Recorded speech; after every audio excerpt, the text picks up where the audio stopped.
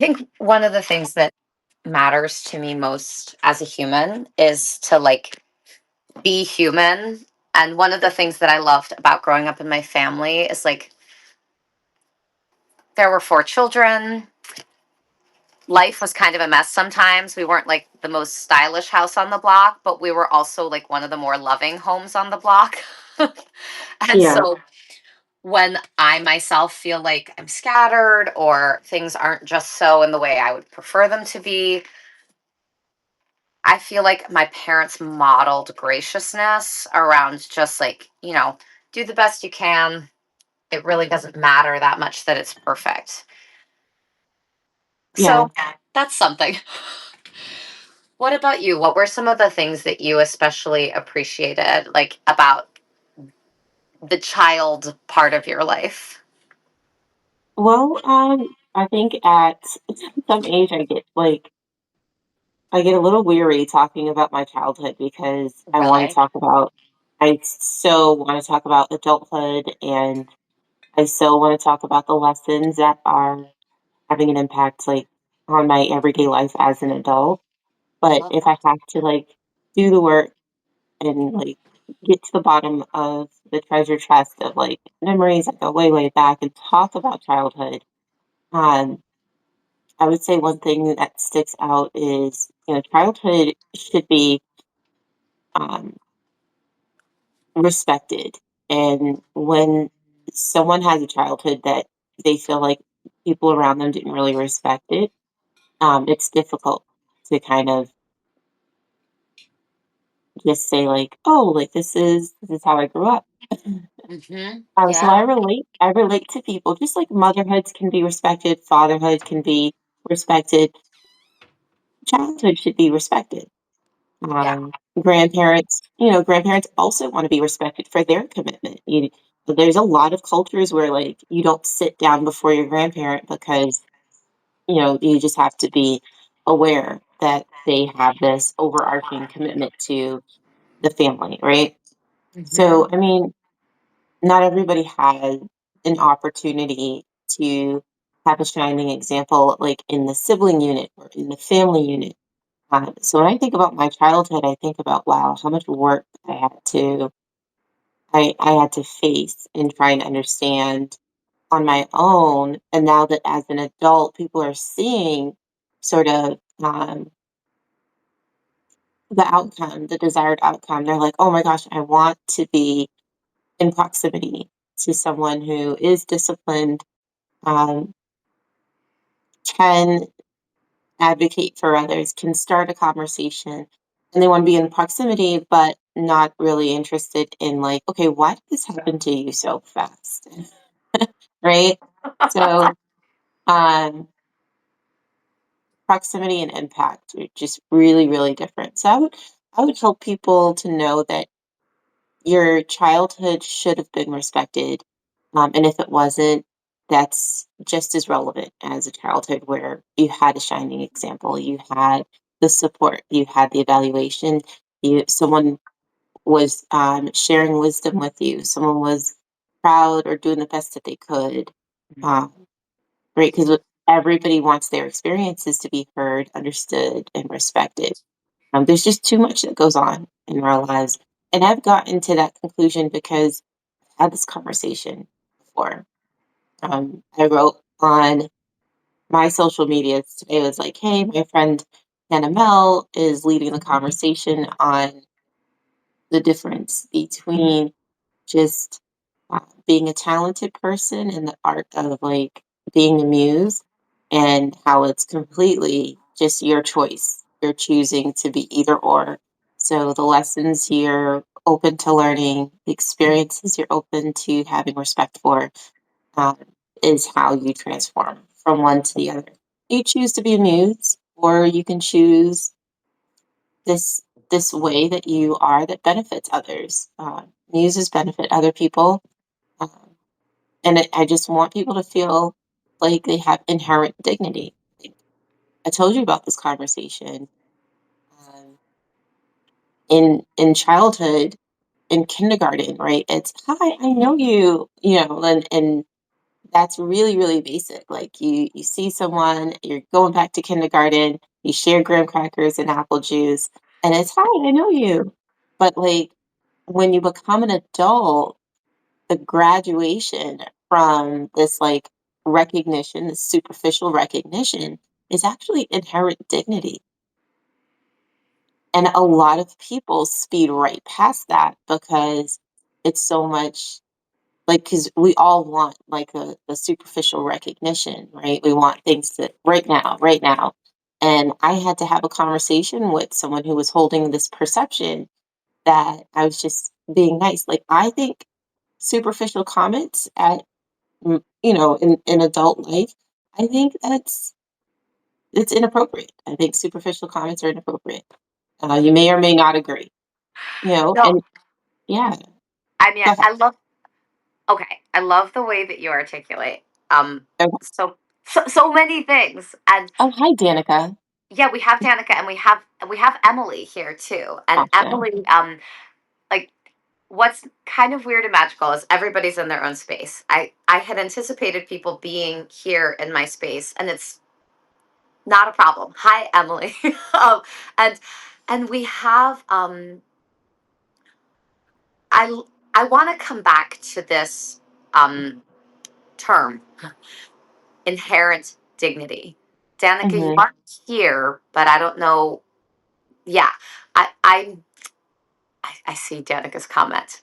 Okay, Danica, keep listening. I I am still on my phone. Tech difficulties. Let's not get into that. Let's go to inherent dignity. Emily, I don't know if you're able to raise a hand or chime in.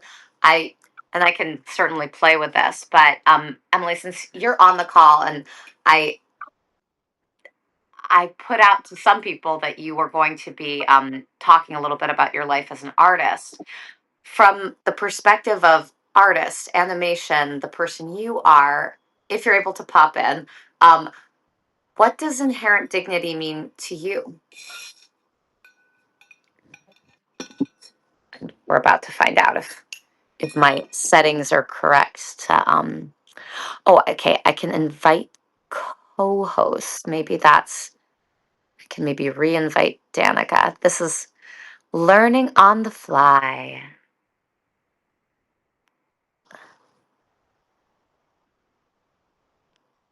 And I know that I have. Yeah, I'm gonna re-invite Danica. Um, invite co-host just in case that allows for. Okay, let me see how. Yeah, Emily, go ahead and give it a try. But Jerica, I appreciate you saying superficial comments aren't appropriate or aren't maybe helpful. You said appropriate, I think. Um, give me an Inappropriate. example. Like, I'll give you an example of something that I have a real problem with. My weight has fluctuated throughout my life, and I have hated it when someone says, "You look so good." Oh my God, you look great. When what they're saying is I'm skinnier than the last time I saw them. I hate that. Cause like actually often when I've lost a lot of weight, it's when I'm not doing well in terms of how I feel. And I mean, I think it's just as easy to say like, "Hey, how are you? Right. How are you?" Like that's enough, you know? Yeah. And so like if somebody presumes that like an outer like this is an example of the kind of like superficial comment that actually can be harmful in some cases or Yeah. confusing or just frustrating, and I'm highly sensitive. But and like do you have another example of a superficial comment that's not helpful, or just like a different way to greet someone that is more delightful or to Well, encounter yeah. someone's dignity? I went shopping. I was at one of those like J. Crew, not really J. Crew, because I don't want to name drop and like get a message from J. Crew that's like, oh, we're so sorry. Can you tell us the address of the store where you went shopping? But casual conversation, went shopping, won't shout out where I was. But I walked in and I'm looking through and I'm looking for jewelry that is not made in China. But like, I'm not going to walk into the store and announce to the store and all people in it that I am shopping for jewelry and I specifically don't want it to be made in China. So that's not going to happen. But if I'm walking around and I'm shopping and the associates in the store are following me around and they're like, is there something I can help you with? And it's not friendly. It's not a friendly approach. It's not a strategic, like, let's make friends, let's shop together approach. That is superficial. And so I really am with you. Women need to experience each other as mature and discerning and selective and, grounding and just in their right mind and stewarding. So it's there's a few different ways to like leave that situation. One, I left because the associates had the assumption that I was a thief and reading and shopping and not buying, or I didn't have any money. Or two, I leave the store and I correct everyone. And I say, you guys really need to come up with a different way to experience women who walk in your store. Not everyone's going to walk in here and think, oh, what wonderful things on the shelves, right? This is not every single person walking in here who's not dressed to the nines is just like lost. Women need to experience each other as having taste, having these right agreements, these right minded agreements. And that's not what I experienced in that environment. And I wish it were different. I wish it were different in a way that someone is like, "Oh, like, okay, this is right, I have to present myself as a mature woman," right? I wish we all took that responsibility. Like, it's not a performance, but presenting as authentic, genuinely interested Mhm. versus the materialistic. Is Yeah, so many reasons. yeah, yeah. I think that particular story is important. Like the because I'm sure from the perspective of certain associates, they're like, "Oh, I was just doing my job." Eh. um, wh- what is the job of a human who is fully human in a space while also performing a role they're getting paid for? I mean, that's a kind of different thing than like doing your job, right? And Yes. I got a message from Emily that she needs a separate invite, so I might try one more time to like put Okay. in Emmelinda Art inviting a co-host. Let me see if I can do this and if I'm struggling too much. But I'm forever curious about the ways we gently, or maybe, okay, I'm doing it, Emily. Let's see if it works. Okay. Um, for me, I will always be a chubby cheeked, like wide cheekboned person and have like this bright, buoyant personality. Like this is gonna follow me till I die in this lifetime. And so there's like physical presentation markers that even as a 45-year-old woman, people give me like a girlfriend vibe, which I put that out there as a protection a lot of the time. Because when I'm friendly and charming, that's what I've gotten rewarded for over the course of my lifetime is showing up as friendly and charming. And it also has protected me in some weird situations where I need to be protected from the weird, if that makes sense. So even sometimes I know I'm totally faking it. I'm not feeling particularly friendly. I have such respect whenever I encounter someone who's not going to fake a way they don't feel. Like, and I Yeah. think that's part of the draw of you to me as a person, Jerica, is I'm like, this is a person who's not like, I am an actor, I'm a performer, but like, you're also like, you're acting as who you are. You are like Hmm. in that kind of alignment that I don't want to say I'm jealous of it. I'm just drawn to it. Like it's Hmm. so real and true. And it brings me actually a lot of hope and faith. I mean, you're not like, you're not 18, but you're younger than me. And it makes me like, okay, shout out to the generations below me because they've got some things that I don't have. So Emily, welcome. You're a co-host Hey, now. Emily. Good morning. All right. I'm gonna get a cushiony thing, and I'll be right back. Emily, the question we asked had to do with inherent dignity Yeah, from your perspective as an artist. Sure. First of all, can you hear me? Is it yeah, coming through? Okay, perfect. Um, yes, wow. First of all, I'm so glad to be here with you both. Uh, Jerica, Hannah told me a little bit about you, and I was excited to have a chance to chat all together today. Um, I, the conversation what made me think a lot of things. I think something that stood out to me was when it kind of addressed comments that might not be really helpful and how to navigate situations like that.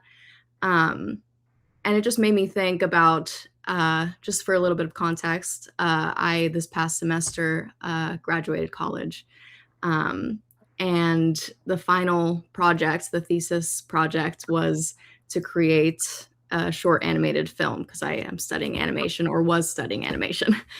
um, and it was definitely a test in like hearing all sorts of comments all the time. Like every week you have to show up, show what you have so far of your film and pretty much get critique from peers, from teachers. And it really was I really had to stay focused to be able to hold my vision and kind of navigate all of these different comments being like, "Oh, you should change this, you should change that," or just people not really understanding what the ultimate vision was supposed to be and kind of just trusting in myself that like, "No, I have a vision, I'm gonna stick with it."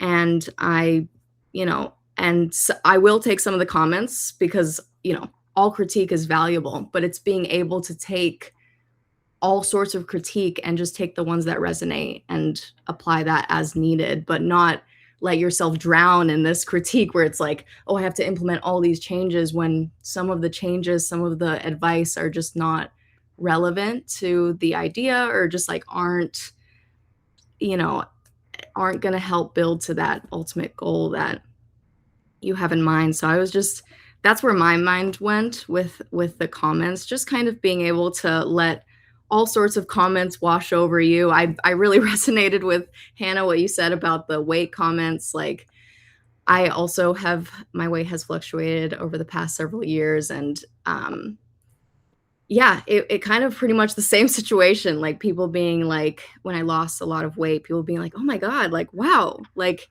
you're so skinny." In a kind of, positive tone and like they don't know that it was like so physically turbulent year with all sorts of things. So it's like um yeah, but that was my initial thoughts on all of that. Emily, the art that you make is beautiful. I was hoping to go to like the actual screening of a thing, but like I watched what I could on Instagram, and I feel like you have such soulful, incredible offerings. And Jerica, you as well, like in these two different fields that you're in.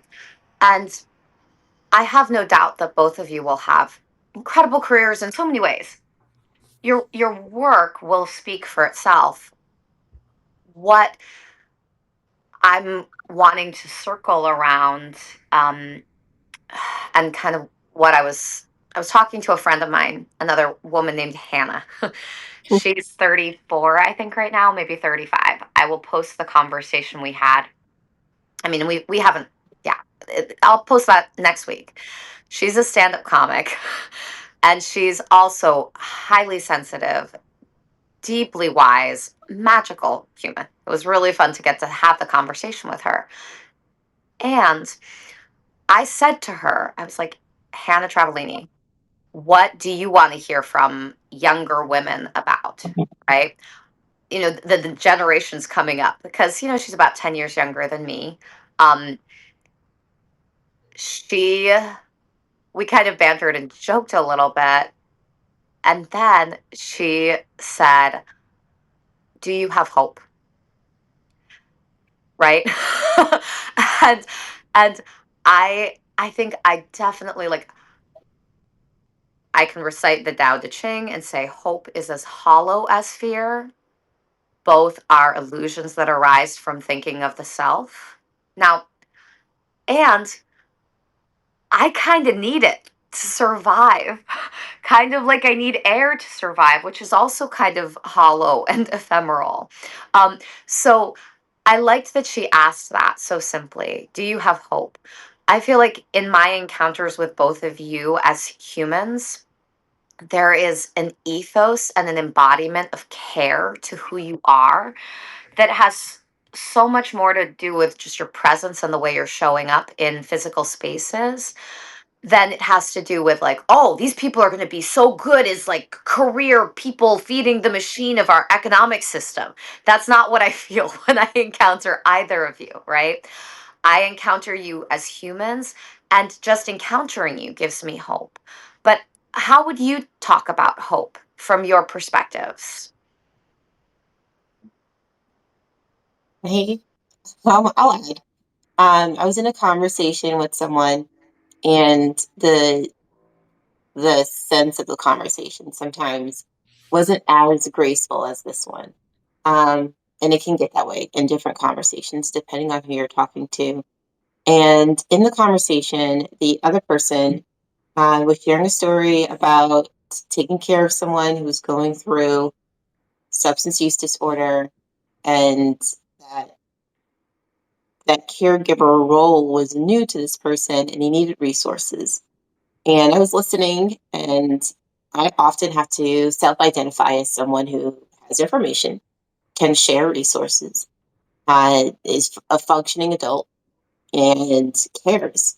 Have to self identify because in conversations like this one, the feeling or the question is, how could you possibly know anything about fill in the blank? Um, and there's too many conversations like that that create this gap between generations, between the ages. There's so much access to information these days. You have to talk to people and give pause, give this respect that they may know something, and then make your choice. Choose whether it's good to know or if you just can't use it. Say thank you anyway. People use Facebook to try and play matchmaker. Sometimes it works, sometimes it doesn't. Thank you anyway. So in that conversation, I had to give pause to that question. How could I possibly know anything about hope for someone who's struggling with substance use disorder?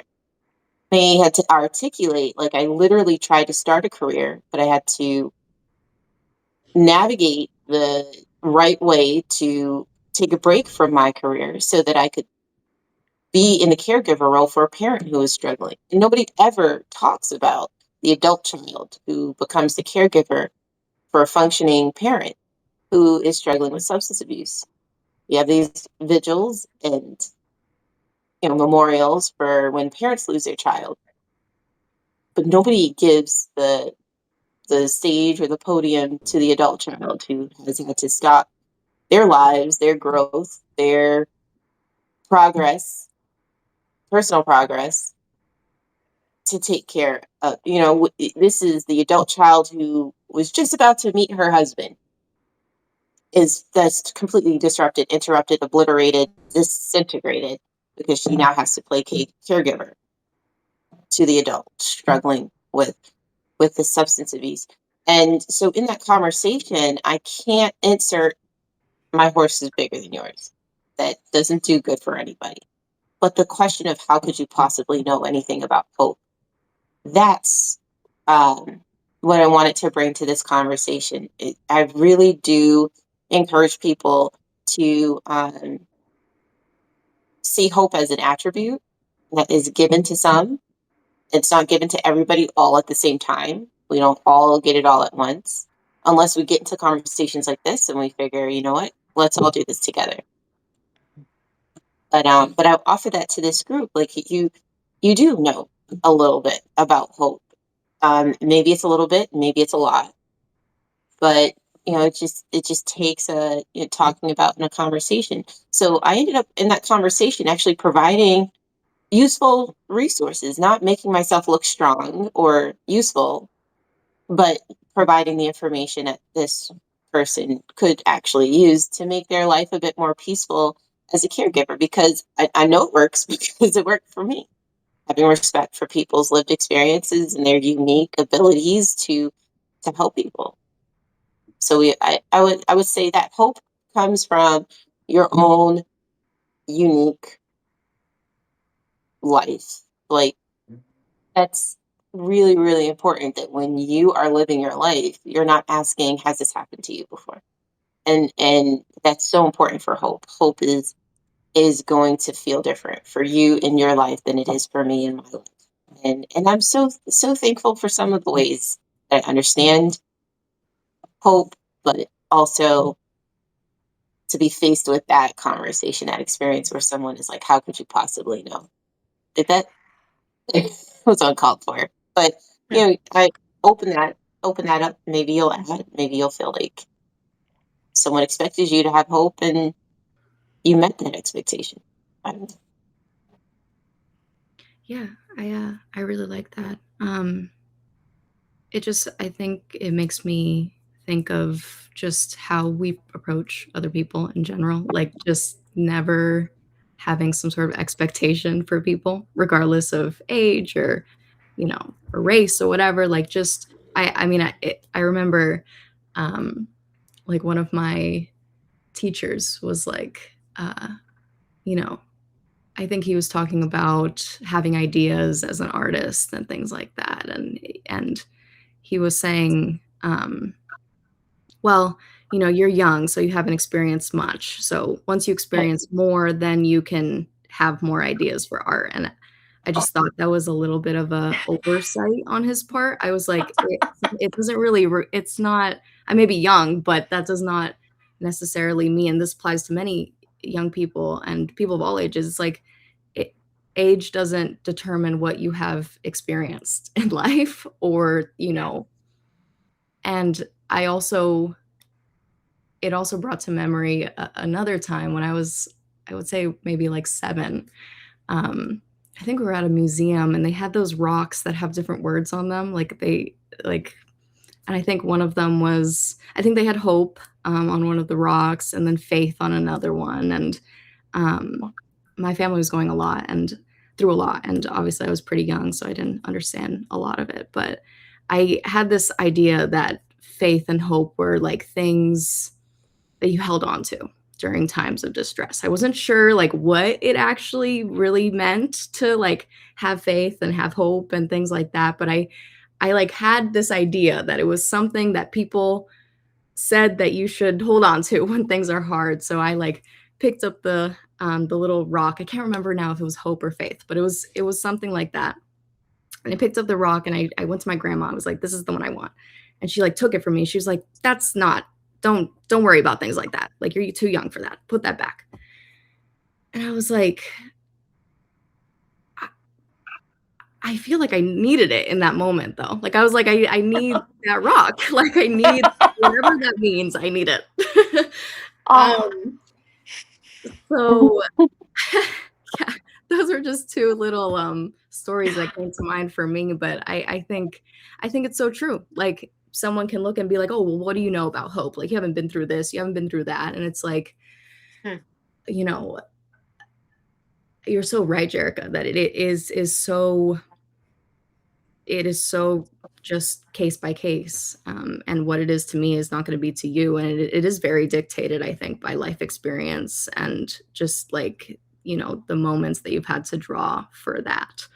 Um, and yeah, I think in my life, like, I think I moved a little bit away from holding hope as like this guiding light, I would say, because I think in many ways it's attached to this like it's very in the future for me, like, it's, like, attached to this idea of the future and attached to, like, specific outcomes, and I've tried to kind of move away from, like, trying to focus on future outcomes and more so focus on, like, what can I enjoy right now? Rather than, like, daydream about these, like, hopes that I have for the future, um, like, what can I enjoy in the second? How can I make, this day feel better? And that's not to say that there's I don't disregard like future goals and aspirations, like that's always, I'm always working towards something, but I'm less preoccupied about a specific outcome that I'm hoping for, and kind of detached. And I hesitate to use that word because I think it's used in a lot of, I think it has a negative connotation to some degree, like being detached or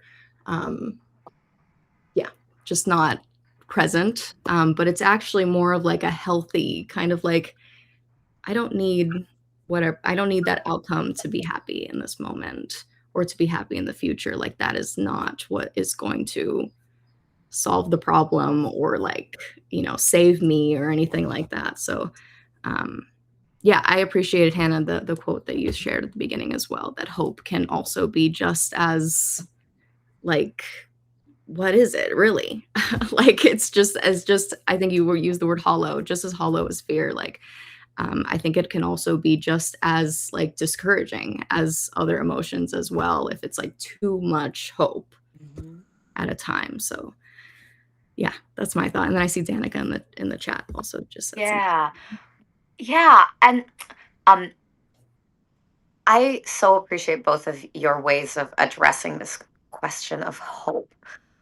I often get really granular about sound, and that is partly being like an opera singer and very fascinated by linguistics and the way we put things out into the world, right? Words are always constructs of sound, but also have different connotations to different people. I'm like, I want to know other languages' words for hope because it's such an ephemeral concept. Like, what is I think Esperanza might be the Spanish. Does anyone know a different word for hope in another language? Well, I'd love to look up the Latin. Yeah, me too. I have like my linguistic book up on my desk, but I mean, I appreciate this notion that Danica brings up about no expectation for outcome. Because what I know is that I there's research on like different people have different happiness set points. Okay, that's interesting, right? Well, it says so. I'll have SPES for Latin is spes, and then I love to look at the etymology. But when we stop at the Latin word and we see that spes is hope, where else do we see spes? So I see it in the word express. I see it in the word happiness, Mm. and so that helps me to understand that I can choose it. I can choose to express it. I can choose to pursue it. Um, and it's ongoing. But Yeah. Latin helps for like feeling like it's a living thing. Yeah. Yeah. Sometimes our words can feel like just raindrops on the concrete. What a great what a great metaphor. Because as someone who is very verbal and can talk really fast and can talk for an hour at a time, I have often been in a position where after a situation, I'm like, did I say too much? What are the people who were part of that thinking or feeling about me now? Trying to like, it's not that I want to take back any of it.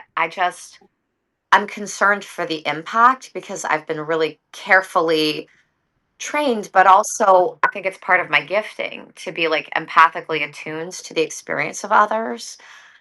Right. And when I've said the wrong thing or harmed someone, those have been some of the most important moments of my life. So I try to bless all of the times that my words spilling out have evaporated and like left some concrete that maybe doesn't look as good to me, or like there's like that ouch memory. And I try to savor like the learning that came out of it and let it keep realigning me into who I'm going to be next. and trusting that, I guess. I mean, for me, in some ways, the concept of trust, like trust in the process, trust in the journey, trust in the people around me, and that I'm able to intuitively or through Holy Spirit or whatever language you want, I'm able to not like attract like a magnetic force of awesome, but like that I'm going to feel into the spaces I'm in, and that the people who are for me will accompany me at different phases of my journey. I think that is more real to me than hope. Does that make sense? Definitely. Yeah, Yeah. absolutely. I have two things. I don't want to forget them. First thing, I also have anxieties like that, where it's like afterwards, did I say too much? Did I say the right thing? I think I can be someone who like thinks about what I'm gonna do and say meticulously before doing it. Mhm. And I've had to kind of explore this idea of like, what if I purposefully react authentically, like completely. And sometimes that means reacting immaturely, if you want to say it like that, or reacting explosively.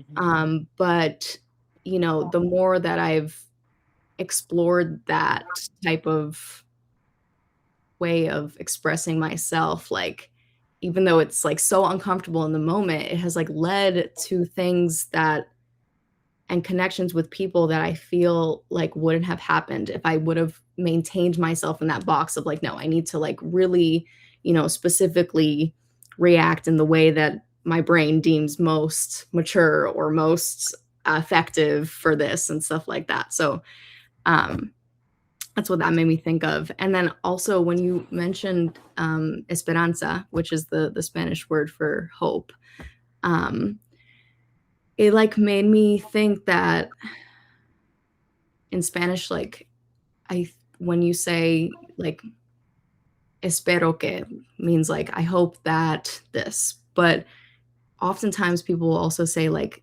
deseo que, and it can use so deseo and espero can be used like almost interchangeably. It like changes the meaning a little bit, but deseo means wish, and espero means hope, Mhm. or esperanza means hope, and it's not as like easy to change them in English. So you could say like, I hope you have a good day. Like you wouldn't most likely say, I wish you have a good day, or like, I Mhm. wish that you have a nice, I mean, I guess you could just say, I wish that you have a nice meal, but it's just not as common, I think, to kind of use them interchangeably as often in Spanish. Like I think there's a little bit more of like a personal touch to saying like, I wish that you have a good day, rather than like, I hope you have a good day, which is just like a lot more casual. It's like there's a little bit of a, you know, just kind of a Mhm. like, I hope you have a good day, but I'm really not going to follow up if you have a good day, and stuff like that. So I sometimes I wish that I could be more a little bit more personal with the message and be like, no, I wish that you have like a good day, and um, yeah, just more of that like language. This is more of like a language difference that I've noticed in terms of there's many differences between Spanish and English, and I do feel like Spanish sometimes can be a little bit more heartfelt in some ways. Hmm. I'm curious with both for both of you because the linguistic subtleties do matter, and both of you are clearly very verbally acute and loving in the ways you express yourself, which is so cool. I mean, cool. It's so warm, actually. Like there's a feeling of care in the way you choose to express. What are some of the non-verbal indicators of care to you that come from other spaces, places, faces, beings? Because a lot of people are not as verbal as those of us on this screen are, and or, speak primarily a different language. What are the non-verbal ways we communicate care in situations where words are failing us? This has definitely been a big, sorry, did I interrupt you, Jerica? This is it's sometimes hard for me to gauge on the virtual screen when someone starts talking. Anyways, that's just a product of the Zoom talk. But this has been definitely a big thing that I've been exploring in the past year is showing care through food. I think food was not a big thing in my family, meaning like sit down meals and just like consistent planning in terms of food. Like it was always kind of like a just take what there is and eat it, and it's like, you know, whatever. So I've been really trying to be more just what's the word?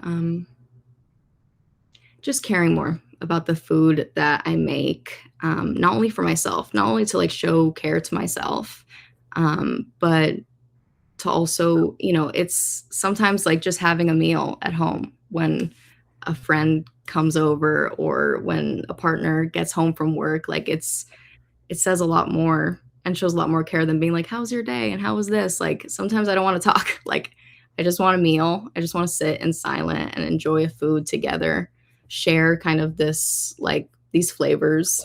Hmm. And it's also been a surprising way of connecting with my neighbors. Like it kind of started. I don't know how it started. But my downstairs neighbors are a family with a little girl, and I we just started swapping food one day, I guess, and just kind of like passing back and forth our dishes. So it's like they give me a dish, and then I just like refill their dish with food, and it's just like I've never explicitly said to them, like, I appreciate you and I like you as a neighbor and things like that. Like, I've never, you know, vocalized any of those things to them. But in a way, like, there is this kind of unsaid, like, you know, we are, you know, we're, you know, we're friends and we like each other's presence in this building by just continuously kind of sharing that back and forth of food. Love that. Jerica, what about you? What is a nonverbal indicator of care?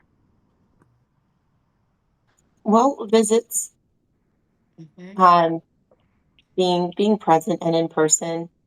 But I mean, also it's probably more complex, right? So when you're in person and you're present with someone that you've been thinking about or meaning to call, and you go to visit them, you have to be sort of cognizant of like what what you're there to do, which is probably not to overwhelm the other person. Um, I know that here in Brockton, you know, we're trying to build a club, so visiting colleagues at work, at their place of work. You want to go in, you want to say hello, but you don't want to overwhelm them. They're at work. You don't know when they're going to get a call or be pulled away from the visit by their duties. Um, but it's certainly like, hey, I'm interested and I respect you for who your function in this world um, and your contribution. Uh, as long as you have this inner sort of inherent dignity for the other person, you're not just going to visit because, oh well, I know them and I feel entitled to them. For me, like I had to get clearance to visit my dad at work before he passed away. It wasn't like, oh, we know you're so and so's daughter and come into this, environment, right? It's no, you've met a certain age where you, there's these qualifications and credentials that you need to show up, even if you're just bringing your dad lunch. Um, and I use my dad as an example because when you visit your parents or colleagues or mentors at work, the workplace gets to a glimpse of who you respect, who you're teaching, who you're interacting with, um, and how their work culture is affecting the larger ecosystem.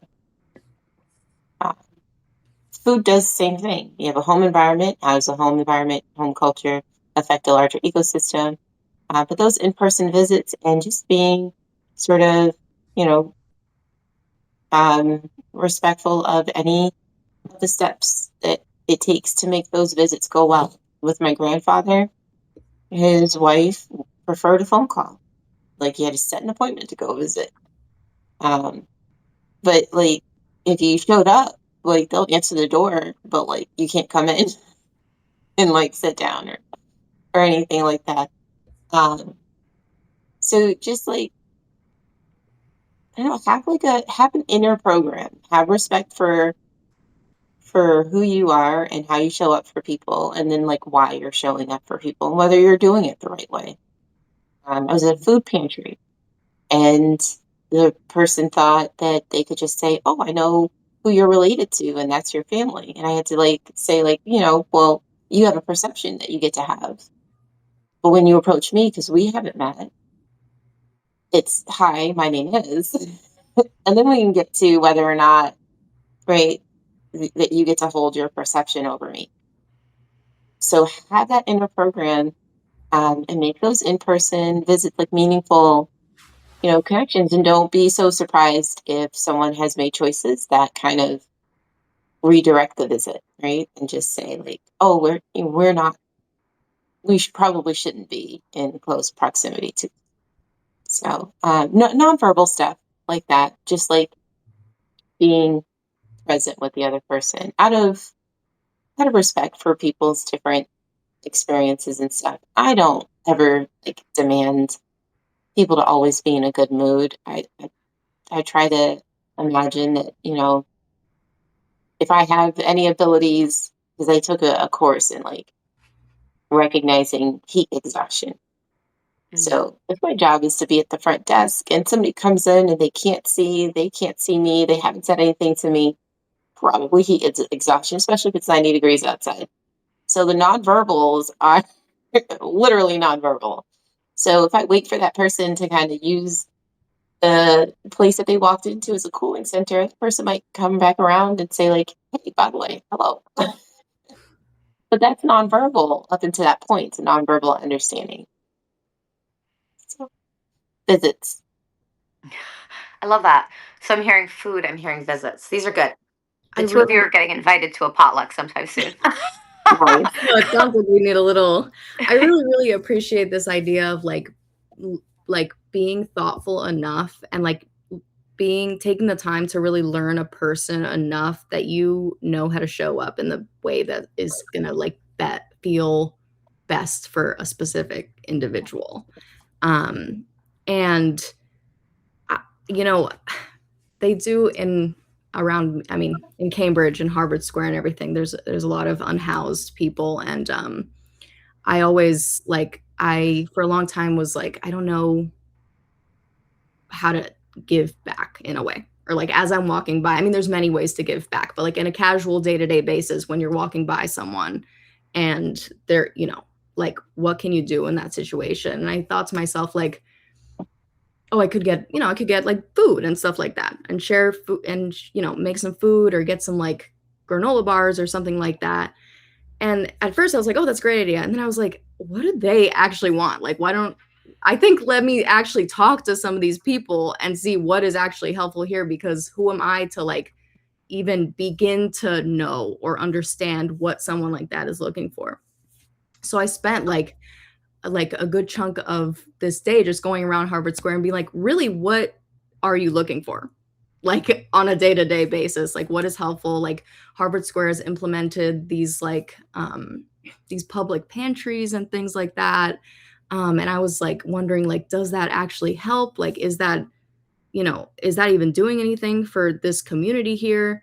And just kind of getting like information that you, you would never know without talking Hmm. to them. And I thought that is relevant to this conversation, like asking what someone needs rather than trying to guess or Yes. like trying to, fit into this idea that you have of like how to best please them. It's like just ask, and most of the time people will tell you how to best support them and show up for them. And things like that. Love that. I mean, as someone who has lived unhoused at one point in my life, like that, it was both a choice and not a choice simultaneously, and that's something that is not the pith of this conversation, but I'm grateful for the ways in which I was schooled from childhood to just encounter people as they are.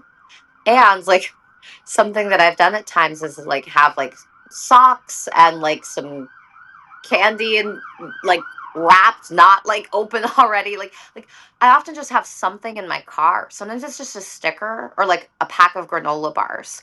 And like when somebody, it doesn't have to be in my car, it might be in like it tucked somewhere, but just to offer like some small thing, like some little Sephora sample that I'm not going to use, like some small thing that's just like a gesture of like, I don't have cash right now, but like this is a thing that I happen to have, and do you want it? Like just to have an encounter where there's an exchange of care, I think for most people is just reaffirming of what Jerica talked about at the beginning, inherent dignity. And it doesn't have to be object, it can also be words of kindness in a moment when a lot of people would just walk on by. I think the most painful kind of human interaction is where we don't actually encounter the humans around us. A lot of people are just like focused on the next thing and aren't encountering others. And that's, I think that's the, I mean Thich Nhat Hanh, I believe, is the one who wrote so beautifully, you know, this is a kind of violence if we assume we know things about others. um I want to dive into the lightning rounds that I do, and at the same time just respect that it doesn't have to be like super fast, but what we might do is hear from both of you in sequence. So who wants to be like the first to go with the lightning round questions? I don't mind. Any order Okay, is fine. all right, sounds good. Okay, and I am still in the mode of like just kind of sharing these not in the perfect order because they're like yeah, I just want to also make a quick announcement. I have to head out at like 9:15 that's for a good. And dentist appointment. we're trying to wrap around 9 o'clock. So that's Okay, why I'm saying got it. I it's a wasn't sure lightning what. round, Okay. lightning bug round. You can also say, I'll think about that. And maybe I'll join you for for another conversation. Okay. Okay. Okay. Um, what is one thing you wish people would stop saying? How are you? Hmm. It's so autopilot, literally. And I engage it with it too. I Yeah, like the cashier is like, how you doing? Like, how are you doing? Good. How are you? And then it's like, when I say good, how are you? Like they don't even respond. Like the yeah. cashier doesn't even respond. Like it's like this. It's like no, we're not even asking. It's almost just like a. It's just a way of like getting through the moment. And I don't know. It makes me feel weird sometimes. Jerica? I wish people would stop saying the superficial, like, you're so beautiful, and nothing to do with anything. It's nothing to do with anything. Um, it's not like see, if I had a chalkboard and a tally mark, I would every time somebody calls me that, I would turn it and say, like, this is how many times I've had to say thank you to that today.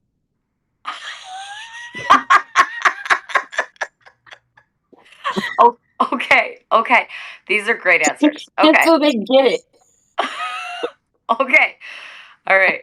I'm like, I'm like, women speak reality. You don't need to say how are you unless maybe you actually want to know. Right. And you're so beautiful.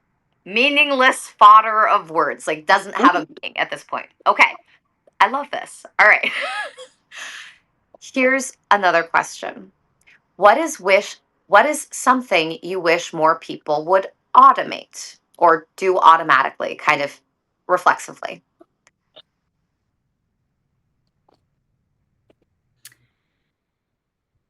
Consider what others need in the moment. Like something that comes so naturally to some people, which is just to like kind of act in the way that feels like it's gonna be the best, or like be, I don't know, most well received. I think I wish sometimes people had that ability more. Okay. Jerica? I would autopilot inherent dignity. I would. And I think it's possible. I think inherent dignity is possible. And it starts with when you see yourself as a passerby in a park and you smile at someone, you make eye contact with them. It is just understanding how innocent that is, right? Innocent until proven guilty. And just leave it at that. And we can get back to inherent dignity and it can be on autopilot. I don't think I'm asking for Dr. Seuss Whoville. I think I'm just asking for like basic human need of inherent dignity. I love that. Like, if you didn't have it modeled for you by like parental direction or mentorship, the people are actually praying for it, and it's actually an answered prayer for you to rate Hmm. this inherent dignity. I love that. I love that. Okay. These are such beautiful answers. If you were a song, what song would you be?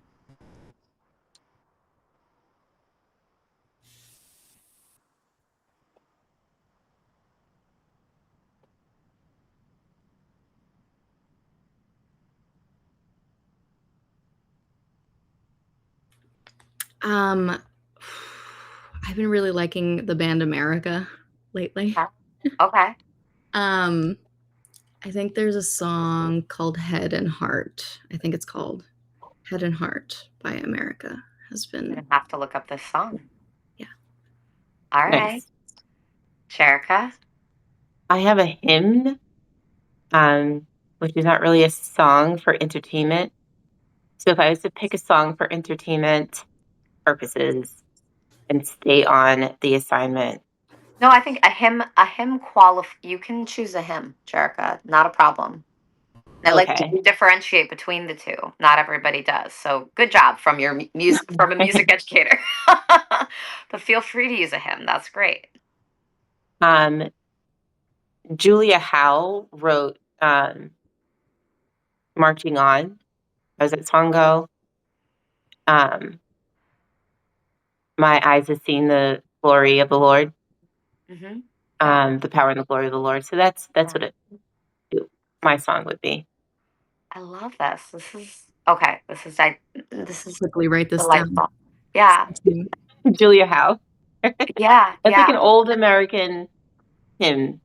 Yeah. I love this. Okay. And I didn't know the name of the person who wrote it. I haven't looked at that hymn in a while. So I'm like, I'm gonna have to go listen again. This is good.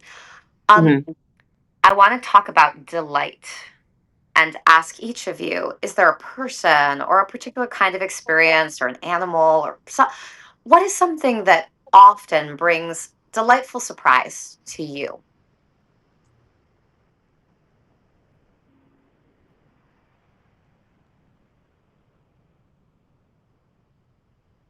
I have to say my partner. My Aw. partner is like constantly surprising me in new ways. And I think that's really exciting for people, like the people that have, you know, yeah. I think it really always surprises me how many things there's yet to learn and discover about the people closest to me. I love that. Erica, how And about you? I would say that's something that's on my vision board for how I want my personality to change. Um, I want to be a delightsome person, and I don't think I'm the only one who wants to be delightsome to others. But I think if it starts with me and I can practice it, then I can teach. That's beautiful. Yeah, to teach delight. This is good. I love that. Okay. I think those are most of my lightning round questions. I don't have like the whole list of questions pulled up in front of me, and I think we got most of the beautiful ones. And I think my final question for both of you as we wrap up this live,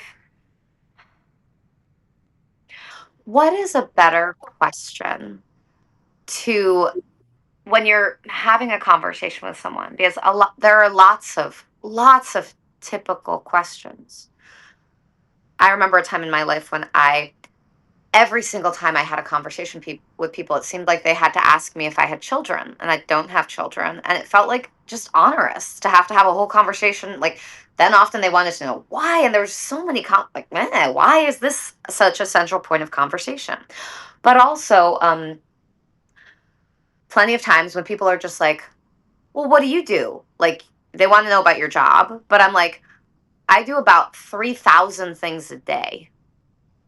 Which category of things are you most interested in right now? So like I get kind of flippant about like typical questions. What is a better question to bring, because both of you are brave, beautiful thinkers. And I don't mean beautiful as in, oh, you look so nice to me. I mean like you have marvelous minds. Like what is a good question when you're trying to get to know someone that is not what do you do? Or tell me about personal things that you might not want to get into right now. One of my favorites to ask is, what are you most excited for right now? And it provides a little glimpse into their life right now. Like some people are Beautiful. like, oh, I'm most excited for dinner tonight. Some people are like, I'm most excited to like move and start a new job. Like it's just like Right? there's such a range of answers to that. And I feel like it also makes people like express something that they're like happy about as well. Um, Mhm. and sometimes like there's not a lot to be happy about in the day, or like they might not be feeling that well, but yeah, it can be a casual question or it can be a deep they can respond in a deep way or a casual way. It's like whatever. I love that. Jerica, to you. I have so many conversations to choose from. I have to narrow it down to like what I like to ask people. I think when we met, I think I asked like, "Hey, what are you working on?" And that kind of like took the needle out of this inflating balloon. It's like, what is she going to ask me? How is this going to start? It's just like, Yeah, what are yeah. you working on right now? How can I support that visibility and and connect with you? And then we got here. Yeah, here we are. Now, from both of you, because I think I'll be able to add notes to like this when people watch it later. If you want to like give me whatever you would want in those notes so people can access you via your website or via the things that you actually offer as services. So someone might like, you might get a job out of this eventually, or who knows? Like, I'd love to get that from you. And either of you could text it to me, or I think you both have my email. If you don't, I'm happy to give it Okay. to you. So I'll add that in the next day or so, because people might be like, okay, but what do they do? I would totally want to like hire that person, right? and Yeah. and I love this coming to like excitement, coming to a feeling, and also coming to like, what are you working on? Both are Right. great starter questions that don't pry, but also leave a really open door feeling. You two are modeling what the next generations, for the boomers, for the older people, for the Xennials, for the Gen X, for the millennials, for what older people, some of us, some of the people my age are like, these young people, but that's just what people do as they get older. I feel grateful to be a teacher, first and foremost, in terms of my professions, but also just to be a person who's curious about the people around me. And you two model that in a way that brings out inherent dignity, that allows other people to be whole. And like the feeling of care and community is real from you. So thank you for being that on the planet. And I feel hopeful with the two of you. So thank you. Same goes to you, Danica. I know you're listening in. And thank you for words about things and stuff. This is another person I follow. So whoever happens to watch this later, may you also be inherent dignity invokers. Right. And yeah, feel free to add comments, people who watch this later, about other languages and senses of what hope and community is. So off we go to the rest of our Mondays. And thank you both for your time. Thank you, Hannah. Nice to meet you Yeah. too. Yeah. Nice to meet you, Bye. Emily. Thanks, Hannah. Bye. Thanks.